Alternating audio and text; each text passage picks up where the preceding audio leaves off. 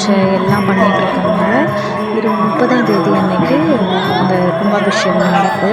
எல்லாருமே வாங்க, வந்து பாருங்கள், சாமிகிட்ட வேண்டிக்கோங்க.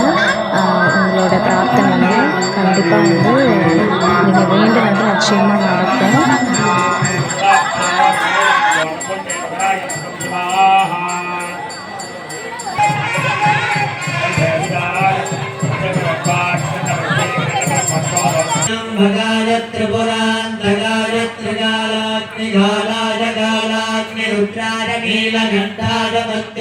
கலை நிகழ்ச்சிகளும் நடந்துட்டு இருக்கு, பாருங்க.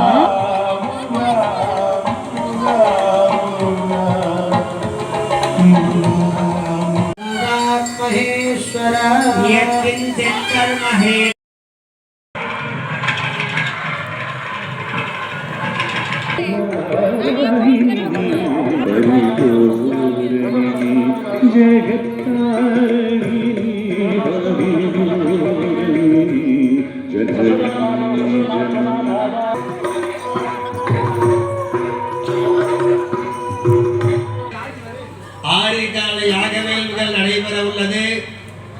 நாளைய தினம், நாளை மறுநாள் வெள்ளிக்கிழமை காலை பத்திரிகை நிச்சயித்த வண்ணம் குடமுழுக்கு பெருவிழா கும்பாபிஷேக விழா நடைபெற இருக்கிறது. எல்லாரும் இந்த கும்பாபிஷேகத்திற்கு வரணும். கும்பாபிஷேகத்துக்கு பத்திரிகை கொண்டு வந்து கொடுக்கலன்னு நினைக்கக்கூடாது.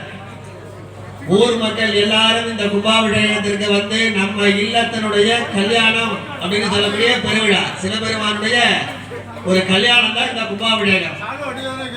மூலாலயத்தில் இருக்கிற சிவபெருமானை யாகசாலைக்கு அழைச்சிட்டு வந்து நாமெல்லாம் நல்லா இருக்கணும் அப்படிங்கிறதுக்காக வேண்டி இந்த யாகம். சுவாமி ஏதாவது ரீசார்ஜ் பண்ணி வருவோம்னா கிடையாது. சுவாமிக்கு அருள் சக்தி ஏற்றி வர்றாங்க. இன்னொரு 12 வருடத்துக்கு நம்ம அப்பதான் எல்லாத்தையும் சாமி கொடுப்பாருங்கிறதெல்லாம் கிடையாது. நாமெல்லாம் நல்லா இருக்கணும், பஞ்ச பூதங்கள் நல்லா இருக்கணும். பிருத்திவி, அப்பு, தேஜு, வாயு, ஆகாசம், சூரியன், சந்திரன் 2 பேரும் நமக்கு உதிக்கணும். உயிர் குறைவிடாது உயிர்கள் வாழ்க, நல்ல உயிர்கள் எல்லாம் வாழணும்.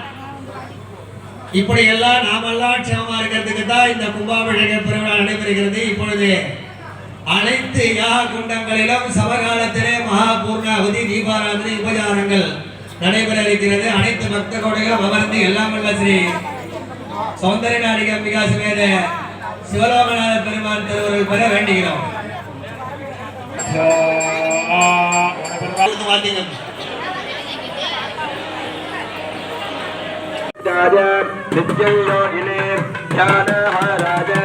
ஓம் நம சிவாய சர்வ பிரபவே சிவ